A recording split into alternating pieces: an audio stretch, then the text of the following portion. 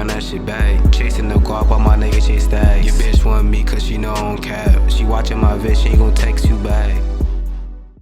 What's up, man? Hold on. What's up, man?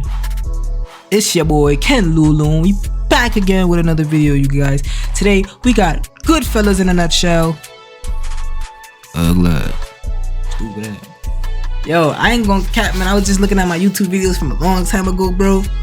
Yeah, I don't think I changed not one bit, bro. If I'm being so dead ass, I don't think I changed not one bit. Only thing that changed was my motherfucking mic and my camera and my lighting, really. And it's gonna get better and better every time, man. Thankful for y'all. Thanks to y'all. Thanks to yeah. You feel me? Today we got Goodfellas in a nutshell. I watch Goodfellas, but I like these nutshell videos. I just did a Scarface in a nutshell. You feel me? And it was a pretty good video. I don't know if we're gonna keep the series up. I just react to everything. I react to literally whatever comes up on my feed that I think is enjoyable.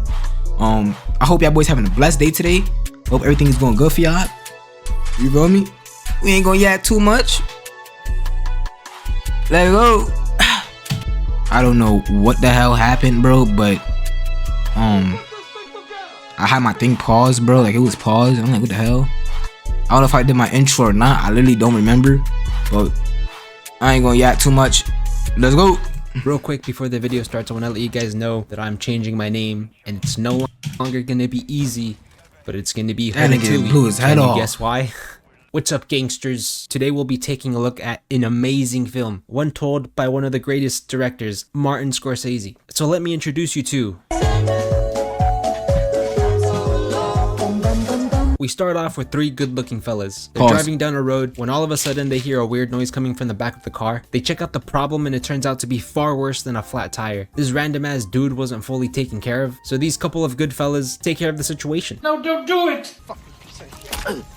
We go back in time to when Henry Hill was a kid. This man was ambitious and wanted to be respected around the streets. He gets a job from the local mob guy he's been spying on, watching him at a distance and looking all mysterious from his window. At first, his parents are proud of him because he got a job, but once his dad finds out he hasn't been showing up to school in the past 3 months, he has a one-on-one moment with his son to hopefully steer him in the right direction. However, I think it only beat the snitch out of him because he tells his boss, Tootie, that he can't work for them anymore because school will be the death of him. So Tootie and Henry go to the post office to take mail from this mailman who doesn't get paid enough to be a mailman. They take him hostage and persuade him not to deliver any more mail about Henry to his house. We find out that the big boss, Paulie, doesn't like taking phone calls because the feds could be listening. Okay, so Paulie offered protection to people who couldn't go to the cops. Local business owners don't want to get ripped off by the other guys, so they go to Paulie for protection, and in return, they slide over a couple of schmeckles as a thank you. Henry quickly gained respect around his neighborhood because people know not to fuck with the person who works for the mob. And with all those schmeckles racking up, he goes and buys himself a clean looking suit. His mom loves it so much, she gives him a nice compliment. You look like a gangster.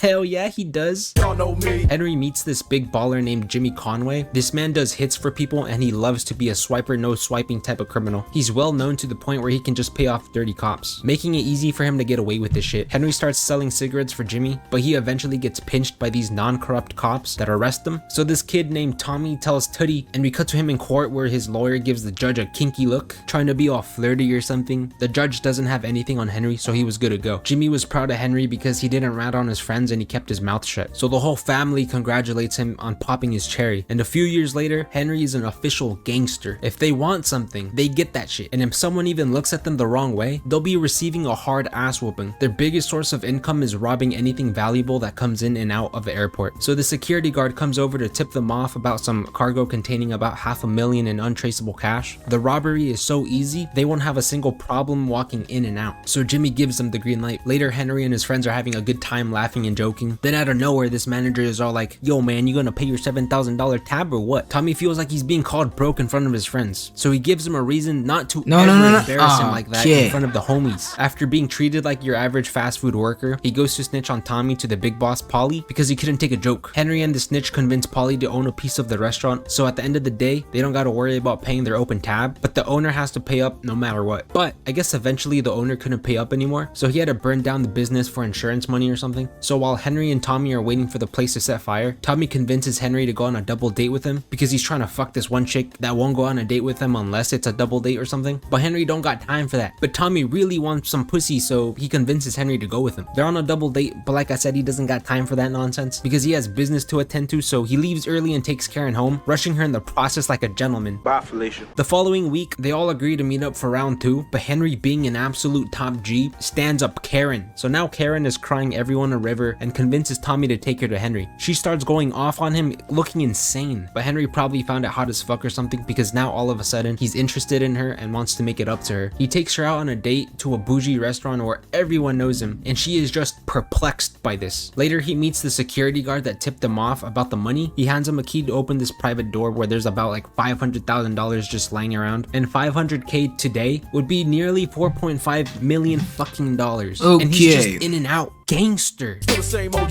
He gives Paulie his fair share of the money because that's his family. Later, he's out with Karen when this weirdo shows up to say what's up to her, and Henry's probably a little jelly, and apparently that's her neighbor. Soon after, Henry and Jimmy go collect some debt from this goofball selling wigs, but he's like, It's gone. It's all gone. this makes Jimmy pretty pissed because he's still empty-handed, so he goes to strangle him with a phone wire. I'm joking. Stop. All of a sudden, the phone starts ringing and it's his girlfriend. He rushes to see what the problem is, and she explains that her creepy neighbor was touching and grabbing her, so Henry's pissed. He drives to her house and tells her to go inside while he has a quick chat with the douchebag. He's putting on his big boy pants and beats the shit out of his face with a pistol. He tells him he's dead if he ever touches his girl again. Y'all know me. Then he tells his girlfriend to hide the evidence, and she was so turned on by what he did, so she does. Things are going pretty great between these two. They decide to get married, and she gets welcomed into the family with open arms and a fuck ton of money. After they get married, they end up living with Karen's parents, so her parents start taking the piss when he doesn't come home one night, but when he does show up the following day after a night of turn up, Karen's mom gets all bitchy like, "Where were you? We were worried to death." Ain't nobody got time for Literally, this shit. bro. He ignores her and leaves with Tommy instead of hearing this old lady nag. Karen doesn't like being around the ladies who are married to the gangster dudes because she's losing brain cells every second she's around them. And they all look like a bunch of party clowns getting ready for the circus. She's jumping to conclusions over the idea of Henry going to prison, but Henry makes it clear that that is the dumbest idea she's ever had. Karen. Business is booming. The only family they know is the mob, and the relationship between Henry and Karen is so good, she ties his shoes for him every time he gives her money. All right. How nice of her. Henry, Jimmy, and Tommy go to the bar to have some drinks, but this wise guy recognizes Tommy and starts busting his balls of the good old days when Tommy used to shine this wise guy's shoes.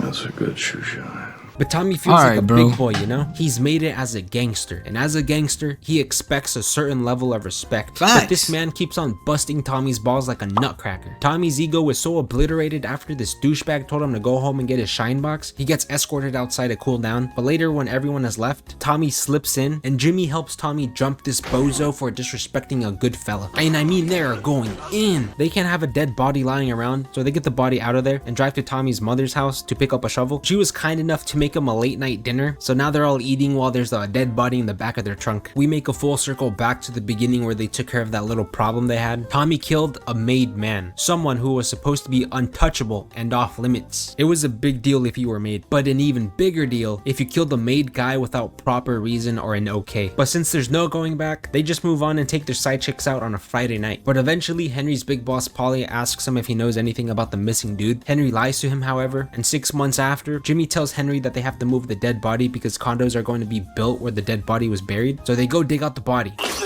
Henry puts his side chick in an apartment around the corner where his main chick lives, because on the weekends, let's just say he's not going to be taking his soccer mom minivan out for a Sunday drive. Nah, he's going to be taking out his clapped out project car to blow out its back.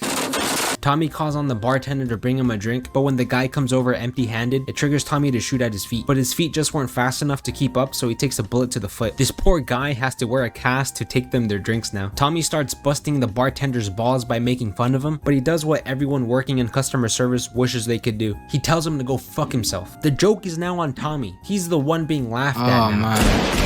He straight up shoots the guy, making it the last call for drinks. Later, Karen somehow finds out where Henry's side chick is staying at, and she does exactly exactly what Karens do best. Cause a scene and scream at the top of their lungs being annoying. She wants Henry's side chick to open the door so she can catch those hands. But when she doesn't get what she wants, she pulls out the ultimate move and asks to speak to the manager. Mr. Superintendent! She goes insane and pulls out a gun on Henry while he's sleeping. He tries calming her down so that he can get the upper hand on her and take the gun away. So he leaves for his side chick's apartment where Polly and Jimmy come over to basically tell him, Get your shit together! and get back with her. He agrees to do so, but before he can do that, he goes on a mission with Jimmy to rough up a guy who hasn't paid them yet. But this tough guy keeps on telling them that he doesn't have the money for them. But these Goodfellas aren't playing any games. These niggas don't play games whatsoever, bro. They just kill and beat up who they please, man. Golly, where niggas self-control at, man? Especially Tommy crazy at.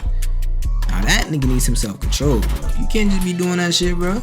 Because it's their money and they need it now. They're about to feed the guy to a lion when all of a sudden it turns out he does have the money. Wow, what a coincidence. And just when they thought things were going great, we find out that the guy's sister works as a typist for the FBI, so she snitched on everybody, even her own brother. The level of disrespect. And they both get sentenced to 10 years in prison. It's not all too bad for them because Polly is in there too, so they run the prison. Henry also starts selling drugs on the side for cash. Karen slides through to visit Henry, but as she's signing in, she notices Henry's side chick's name on the visitation paper. So she confronts Henry about it and throws all the shit she snuck in for him all over the place, causing yet another big scene.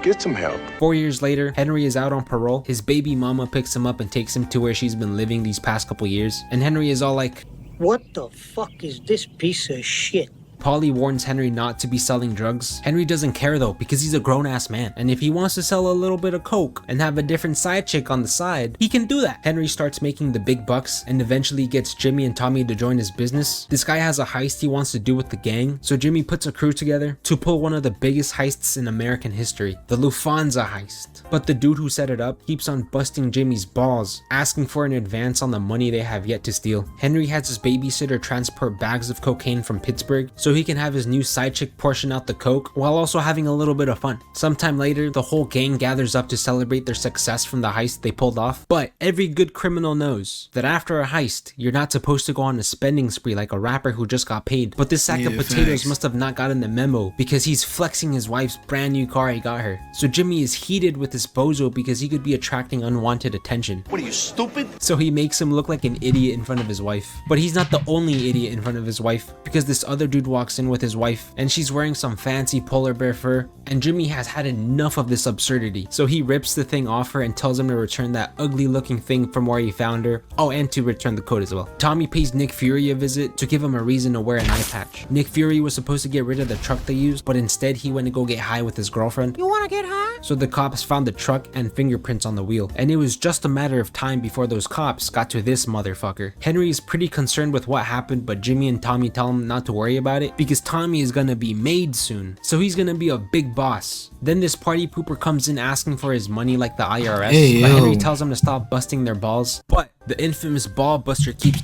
That's the thing, bro. If you gonna do something, do it right. on busting everyone's balls again, so he gets shanked from the back. But he's not the only loose end. Jimmy whacked most of the crew because he was trying to cut links between himself and the heist. Tommy's ready to be promoted to the big boss. He's waited his entire life as a gangster for this moment. He walks down the basement and everyone jumps out. He gets shot in the back of the dome because he killed the important guy from earlier. Jimmy tries getting an update, but they told him there was a problem and it didn't happen. So now he's feeling all devastated and angry because he understood why they did it and there was nothing they could do about it. That's how Mafia works? Henry starts his morning off with a quick wake and snort to help him run some criminal errands, but as he's doing them, he notices a helicopter following him around the entire day. He and his wife are coked out and paranoid, so they basically have high alert on the entire time. Hours later, the babysitter needs to go get her stupid hat she forgot because she won't go on a plane without it for some fucking reason. Like, what are you, 5? So Henry takes her out to go get her stupid hat, but as he's pulling out of the driveway, the whole police force comes out of the shadows, and Karen hears them banging on the door, so she immediately flushes all the coke they had gotten earlier down the shitter. Turns out that the helicopter from earlier were narcs who had been keeping tabs on him for a month. As soon as they find coke, Henry knows he's done for. Later, he ends up posting bail. He knows he has to sort things out with Polly right away because it's only a matter of time bro, because before Polly told his ass, don't sell drugs. And then you, first of all, you disrespect the big boss. You pull this stupid ass heist, my nigga. We told your ass. don't sell no dope. Guess what? You bringing heat onto niggas. Cook.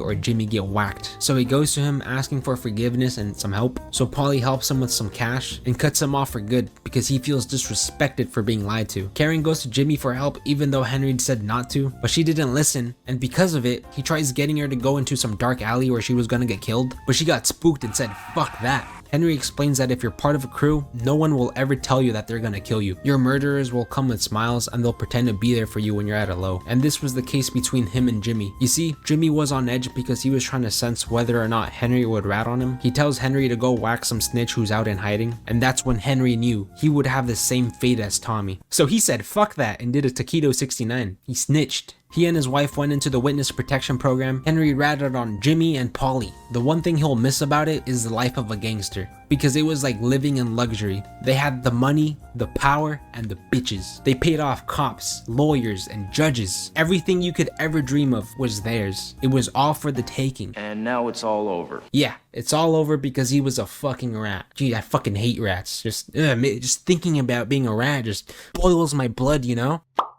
Ah, fuck. Hey, man. The life of crime is not worth it. Let me say that once again. The life of crime is not worth it. But you know what it is time for? It's survival. It's survival. It's survival verse.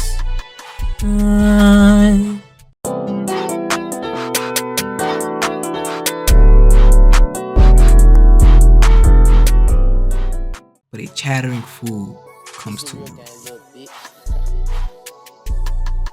A wise heart accepts commands, but a chattering fool comes to rule.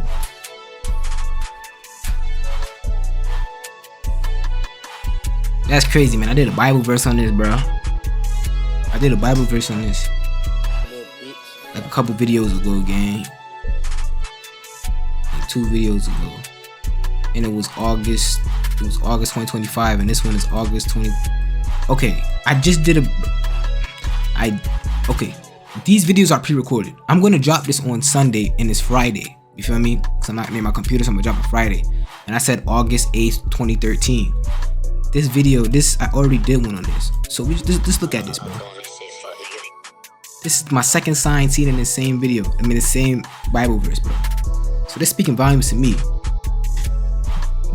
When niggas wanna hear something, bro, you don't always gotta talk. You feel me? When niggas say, yo, Ken, yo, go do this, yo, what's your name? Yo, Harike, go do this, man. This ain't no crazy task, bro. It's some real shit, blah, blah, blah. Your mom, you know, blah, blah, blah. You know what? I got you. Ain't nothing. But when you, I ain't doing that shit, fuck you, nigga. When you got something planned for yourself, broski, I'm gonna be real. I'm speaking this is from experience. When you got something real going for yourself, bro, like I'm doing this YouTube shit. And my mom will say, hey, you gotta go to college. I know college ain't shit for me, nigga. There's not a damn thing for me to do in college. You feel me? Literally, there's not a damn thing for me to do in college. But when my mom say, hey, let's go to college, bye, bye, bye. Okay, I'm gonna go to college. I'm gonna do whatever you ask me to do. And that's it. But if I say, nah, ma, I ain't going to college, fuck you, blah, blah, blah. With everything I'm doing on a low, it better make some type of money, bro, because right now, bro, cook. So just go with the flow, broski. Go with the flow. Don't say nothing. Just go with the flow and keep it pushing, bro. That's all. And I want y'all to be blessed. Stay safe. Peace.